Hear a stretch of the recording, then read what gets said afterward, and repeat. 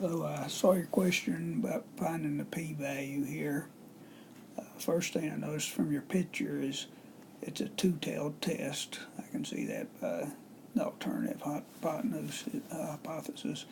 It has to not equal to. So drew the normal curve. It's a two-tailed test. Looks like you found the test statistic for the hypothesis test. It's 1.03 since it's so here would be 1.003, and since it's two-tailed test, you also have minus 1.03.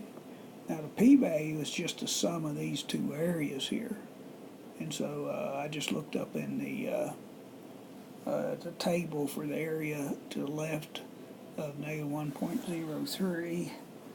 Let's see, it's 0.1515, and so this area here is 0.1515, and since you have symmetry, this area here is 0.1515, and if you add those two areas here, you get 0.303 for the p-value.